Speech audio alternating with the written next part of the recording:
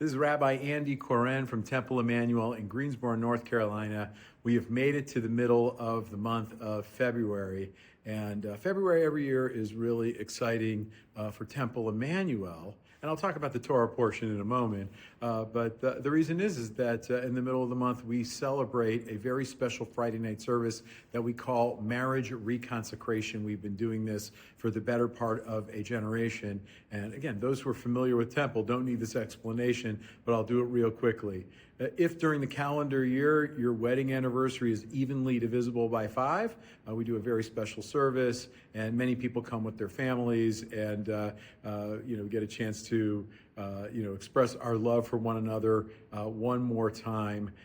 And I hope you'll join us for this, because you don't have to be one of the celebrating families to be here. So if you're in town, come here. It's always a great service. And I'm standing in front of the display case over here, and you can see we've got some families that have been married for 5 years. Some have been married all the way up to 65 years, which is really incredible.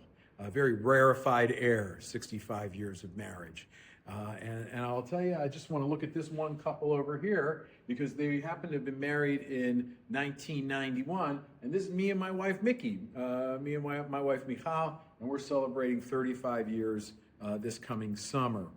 I wanted to talk about this week's Torah portion for a moment, if you're still with me, which I hope you are, because this week's Torah portion finds us right after the giving of the 10 Commandments at Mount Sinai. And imagine what that was like, right? Mount Sinai was this incredible moment in our history, right? Like a once in the history of a people's event, with the whole mountain there, with the lightning and the sounds, and of course Moses coming down with the 10 Commandments. It was spectacular.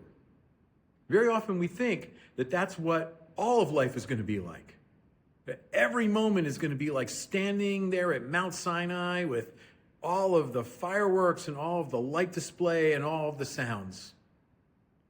And then we get to this week's Torah portion, Mishpatim, and what it sounds more like is regular everyday life, how you create a society, what are the rules and the laws that you put into place so that things can run, and running into all sorts of complications and challenges which are answered, what you're supposed to do in the various laws that we get in this week's Torah portion. And I think sometimes, when we're in our relationships, we feel like every day is going to be like our wedding night. And those who've been married, whether for a matter of moments or for 50 years or even more, realize that not every day feels like the day that we stood under the chuppah, like our wedding night. We realize that there's more to a marriage than just your wedding day. And it does take the back and forth, the dealing with the challenges, the getting down into the fine print and living our lives, not just Sinai moments, but also day-to-day moments.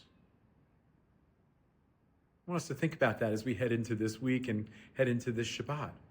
How do we take the average, the everyday, and continue to live our lives so that every so often we get a taste of what it was like to stand under the chuppah, or to have one of those once in a lifetime or once in a decade type of experiences, or even to feel like we're standing at Sinai again.